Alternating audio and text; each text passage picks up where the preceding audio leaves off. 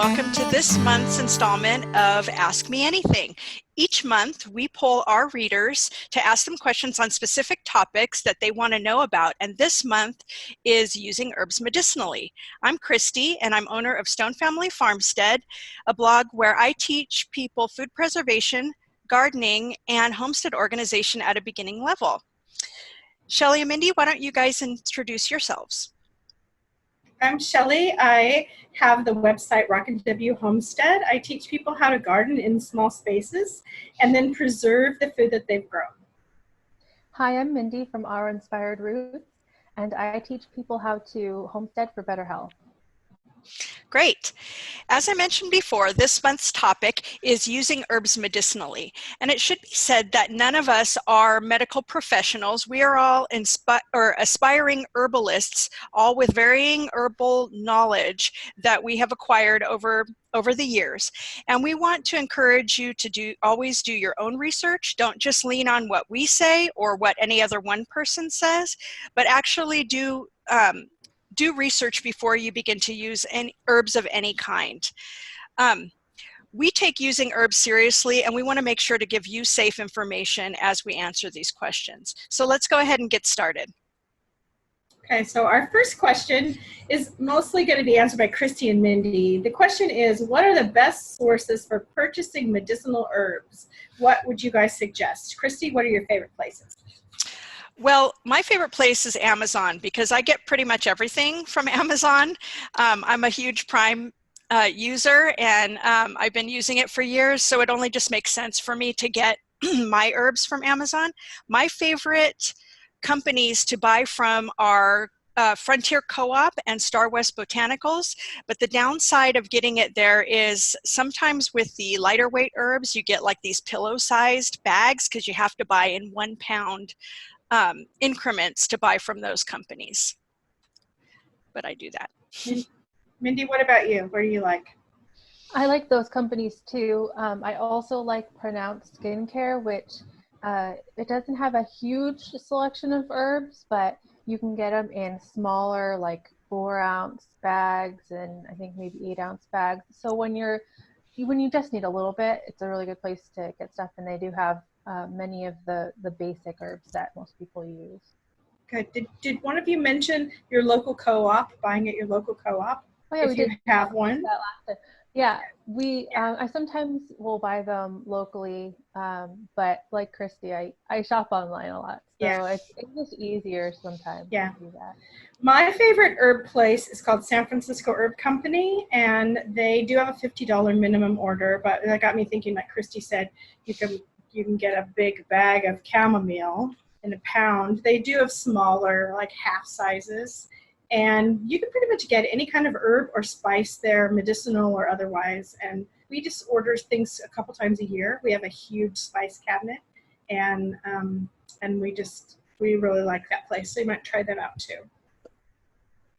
I think Star West does. If you just go directly to their site, they'll have smaller increments as well. Star West does. Right.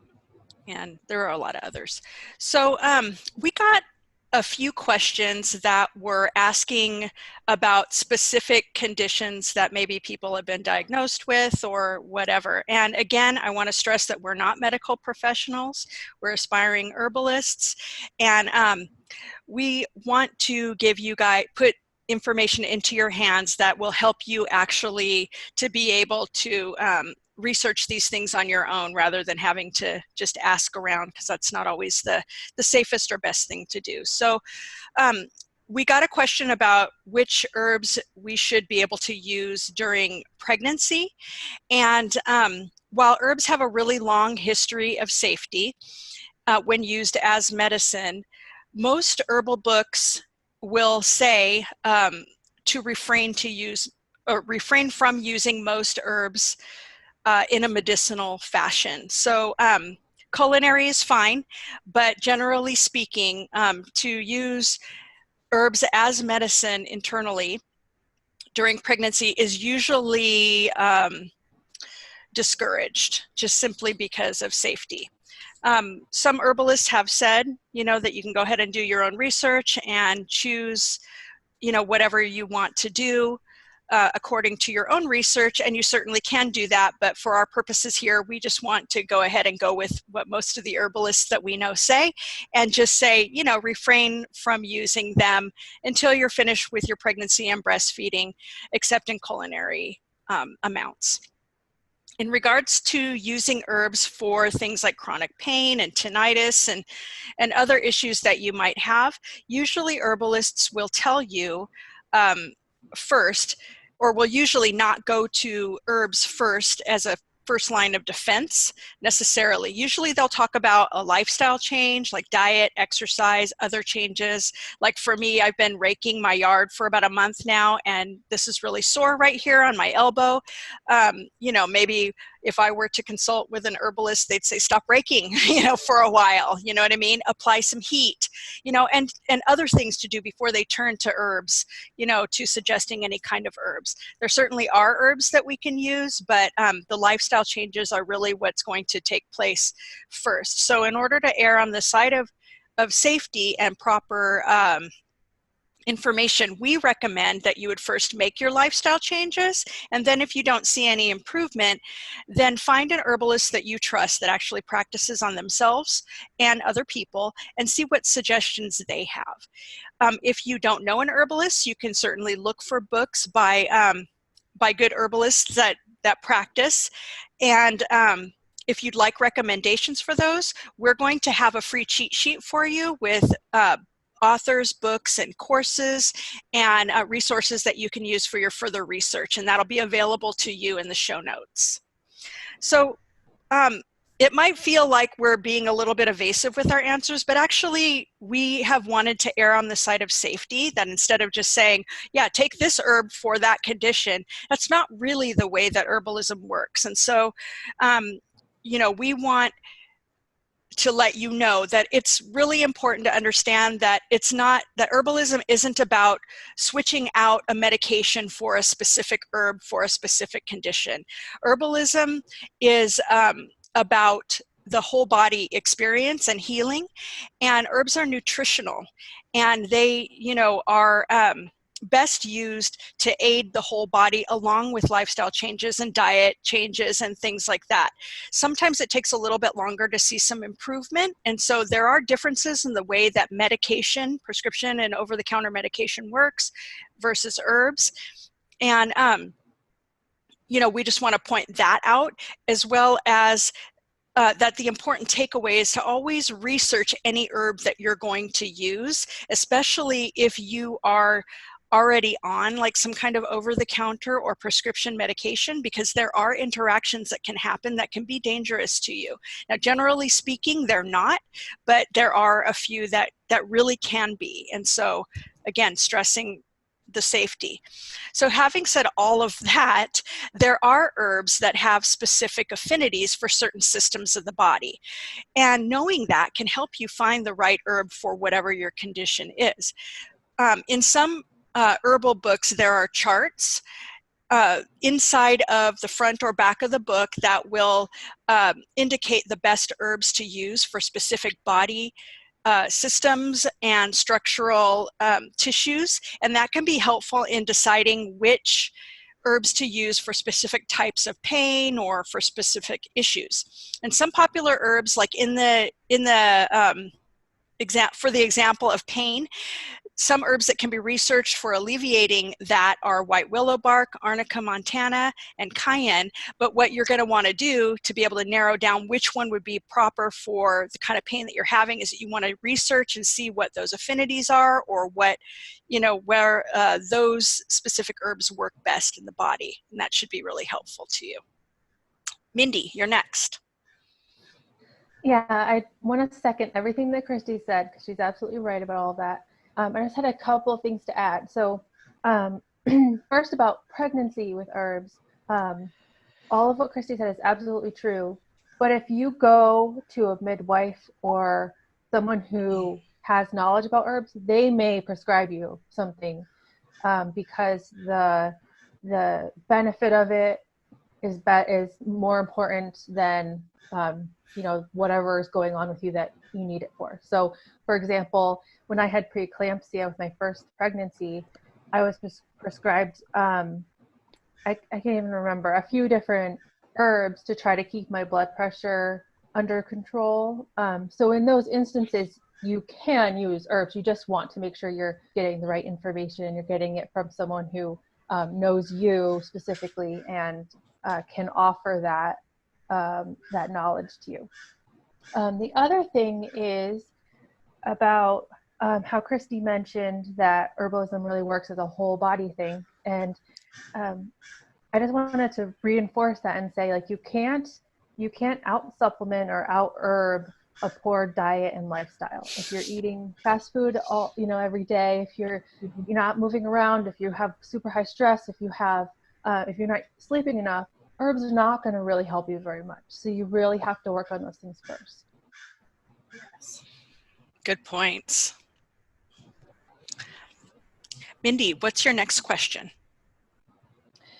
Sure. Okay, so the next question is, my backyard faces a street. It isn't a major street, but it does have consistent traffic. I want to have an herb garden.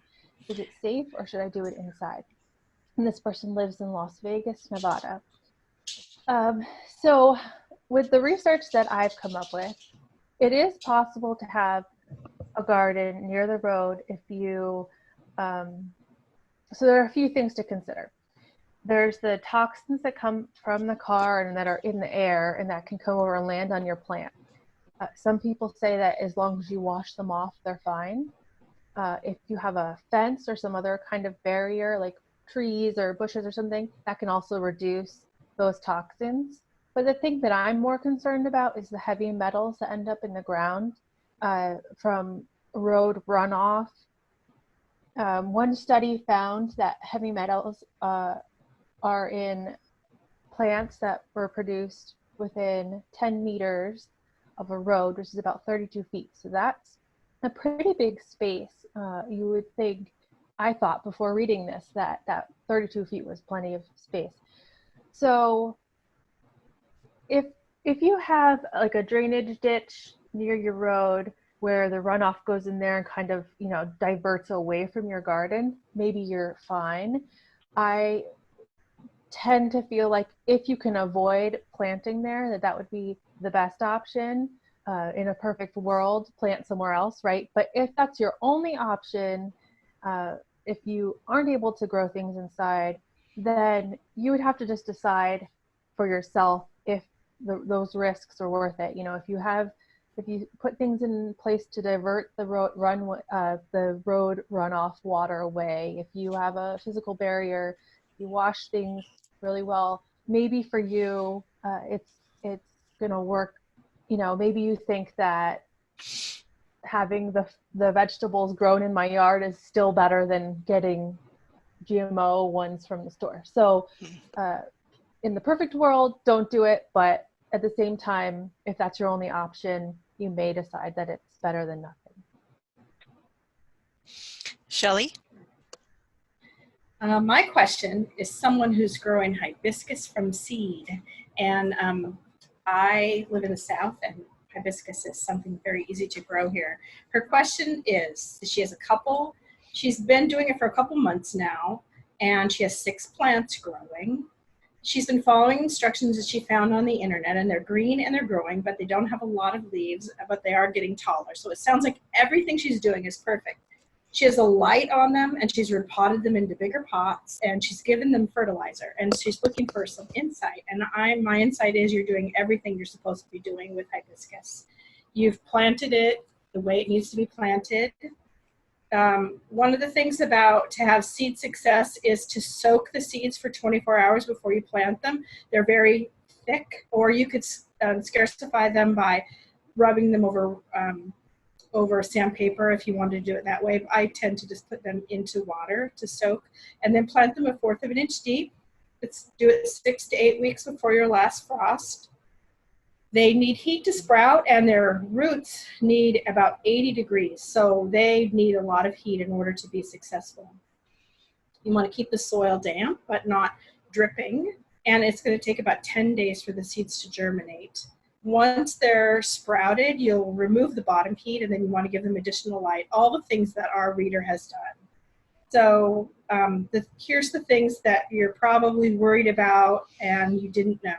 That they slow grow until they can get enough heat from the outside. So you want to get them outside in your garden as soon as the soil warms so that they can start getting bigger and have more heat from the soil. They're going to get big, 6 feet tall, 4 feet wide. And they won't see any real growth as far as flowers going until July or August. So once it gets really warm outside, no matter where you live, you can grow them as an annual. Once it starts getting warm, you're going to see more growth because that's what they like. 45 to 100 days to maturity, so big window of when your maturity time is. And then the thing about the blooms is they need shorter days to produce. So they're going to grow all summer long, and then in the fall, as soon as the days start getting shorter, that triggers them to set a bunch of flowers and then set the pods that you want to harvest for eating. So you're doing great. Just wait until the fall, and then you're going to get that huge harvest that you're looking for. Okay, great answer. This question's for all of us. Can you recommend a good book on medicinal herbs that tells what herbs to use for what ailments? And we do have a recommendation, all three of us. We all have this book. Yeah. Book. This is a fantastic book. Go ahead. Rosemary Gladstar. Everyone should know Rosemary. Mm-hmm. I really like that it's just super straightforward and easy to understand, and just like you don't have to know the botanical names or anything convoluted. It's just, you know, you can really just start using these herbs after reading this book. Yeah, and she makes the recipes really easy, not scary. You could look at it and you think, I could do that. And that's, I think, the best thing about her is she's just really, she makes it seem like herbs are possible for you. Mm-hmm. Yeah, she really does. She also has another book called Herbs for Common Ailments, and I have mine on my Kindle, so I can't really show it to you, but it's called Herbs for Common Ailments, How to Make and Use Herbal Remedies for Home Health Care.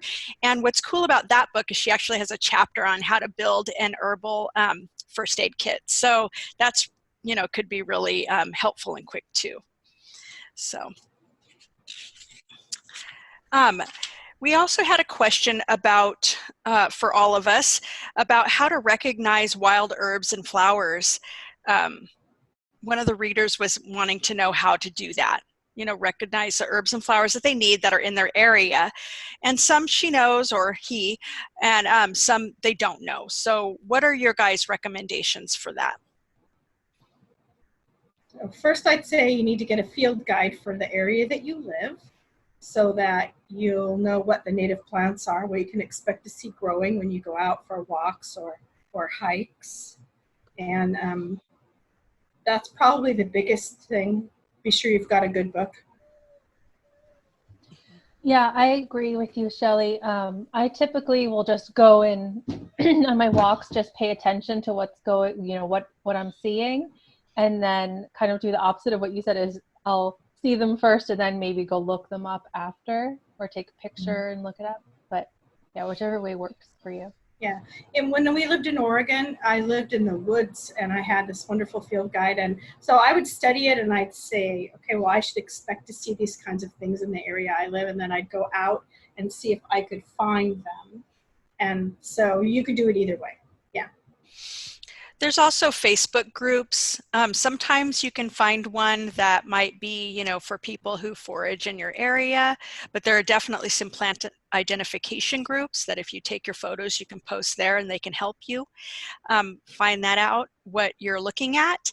And the one thing that you want to do is just make sure that, you know, you get, you know, 2 to 3 really good helps to help you identify plants, because sometimes there are plants that are benign and edible and they'll have a look-alike that is actually very poisonous and very dangerous if you were to consume that. So, you know, we just want to encourage you to make sure that you know what you're foraging before you eat it or whatever, even if you're foraging out of your backyard.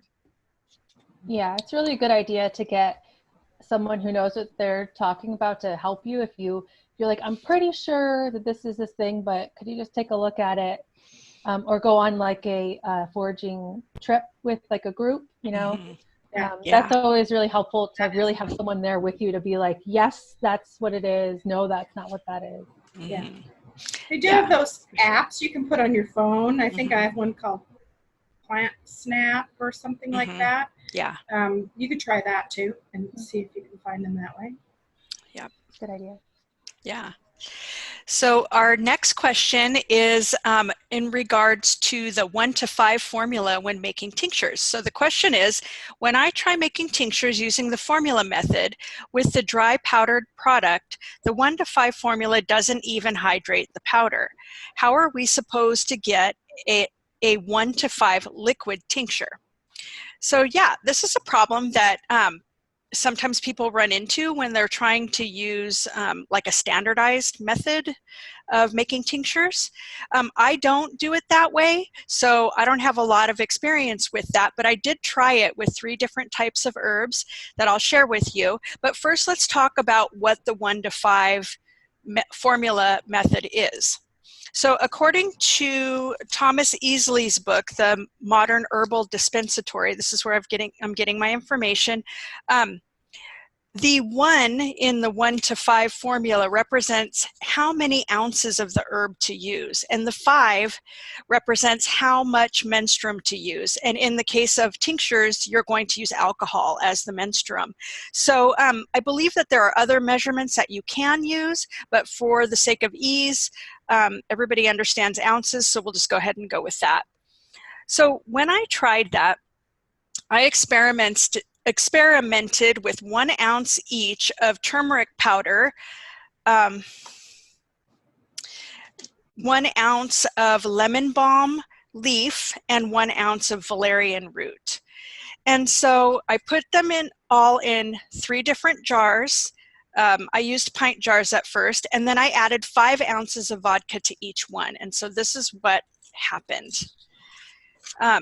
In the turmeric jar, the vodka covered it just fine, and I don't think that it was at this level when I first put it in. I think it was more like down here, but it covered it just fine, and so there's no problem with with doing 5 or 1 to 5 formula with the powder. With the valerian root, the same thing happened. It was about the same. So it covered this, and it's going to tincture quite well with the 1 to 5 formula. Where I ran into the problem was when I did 1 ounce of lemon balm, which in a pint jar, it came up to about right here, where the other 2 came to about right here. So you can see where there's going to be a problem when you're using, you know, that amount of menstruum with something so lightweight and fluffy as lemon balm leaf.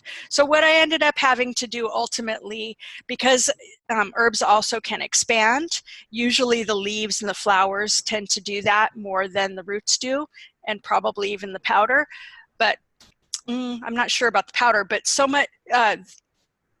many of the times that you use a lightweight herb, it will expand. So I had to change it over into a pint jar, and I ended up having to use 20 ounces of menstruum just to cover it.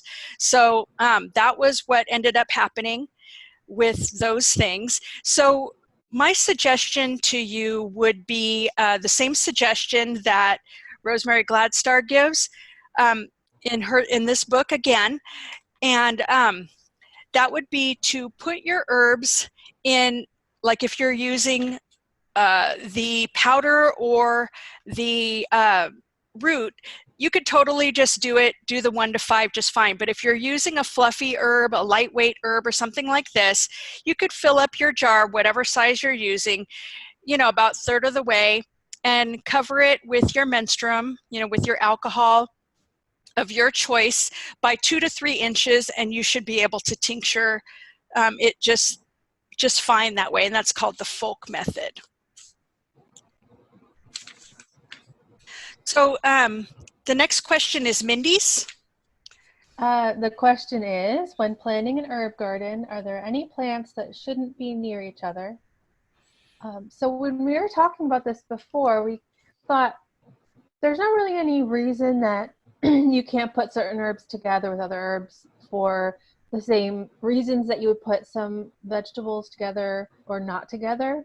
It's more just what they need as far as water, soil requirements, and sunshine. So you might want to put your drought tolerant herbs like rosemary and oregano near each other where you don't have to water as much, and put like basil and parsley somewhere else where you can water it more and it's not going to cause any problem with the other herbs. Also consider the sun, like if some need more sun or less sun. But generally, I don't worry too much about it. I just plant them wherever there's a spot for them, and I really haven't had any problems with that. And herbs tend to do well interplanted with your other things in your vegetable garden, so I don't worry about it much. Shelle, what's your next question? This is a person who is saving their own herbs and does not have enough to use to make a tincture or anything. So they have a small harvest and they're going to have to save up for time. So they asked about how they should store those while they're waiting to have enough to be able to use it.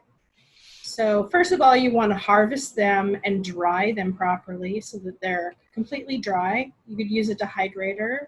You could hang them to dry out of the sun. Usually I just used to tend to use my dehydrator. It's quick. You can put them in there and 2 or 3 hours later you have what you need dried. Then I just store them in canning jars with tight fitting lids. And then you want to store them just like you would anything in your pantry. They need to be in a cool, dark place, and they'll last for a year or more if you've just kept them out of the sun and out of the heat. Mindy suggested earlier when we were talking about this that you might want to put a silica packet in it to keep out some moisture, and that's certainly an option. If you have a lot and you've worked hard for it and you want to keep it, you could get some silica packets at Amazon and put those in there so that you wouldn't introduce moisture. I have a food saver with a vacuum jar, a sealer that you can put on top of those, and I'll often do that. If I know I'm not going to use it for a long time, I'll seal the jars so that so there's no air going in them. And then I have a cupboard that I keep all of my dried herbs in, and it's dark in there, and they just stay in there until I need to use them. And that's basically it. Great. Okay, so the last question that we have is not about using herbs for people, but it's about using herbs for cats. So here's the question. I have between 10 to 12 stray feral cats that I take care of at the barn, and they have fleas. I would like to treat them naturally, but need an idea of how to do this by adding herbs to their food. I've tamed some of them, but there are a few I can't touch yet. So this is a tough question, and it's because when an animal has a huge pest load, that's usually indicative of an internal problem rather than an external problem. There are external factors like where they're sleeping. If that's infested, that needs to be dealt with. But for the most part, healthy animals are able to handle a reasonable pest load with no real danger of a major infestation. So when it becomes an infestation issue is when you know that there are underlying issues with the animal's health. So adding herbs to food won't necessarily eliminate the fleas themselves. And as a matter of fact, trying to feed herbs to a cat is really kind of hard. I've tried that, and they're really kind of weird about it.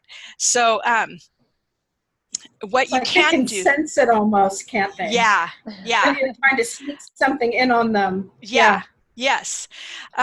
So I'm sure that there are ways that you could do that, probably with like wet cat food or something like that. But what I would suggest is first to try to boost the cat's immune system. Now, in Dr. Kidd's Guide to Herbal Cat Care, he suggests trying that with echinacea, boosting the immune system with echinacea.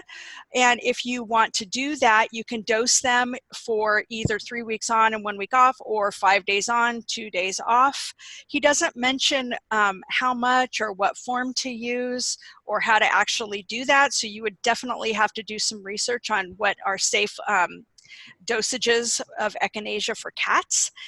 But he does mention that improving the diet is a really good thing. So you might want to switch them off, you know, if you have them on the cheapest cat food or whatever, you know, you might want to, you know, clean the barn area, put them on a better diet.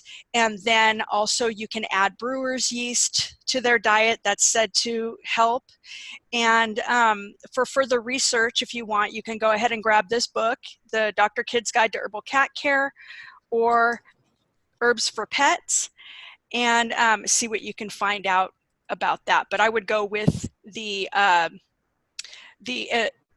making the lifestyle changes like we talked about before. You could do that with your animals as well. So does anybody have anything to add about that? Or anything more to add? Okay. Great. Okay, so that was our last question, and we want to remind you that we're going to have a cheat sheet for you with resources like courses and books and authors that we trust and that we read, so that you can further your research in herbalism. And we want to also let you know that you can connect with us, and all that stuff will be in the show notes. And we hope to see you again next month.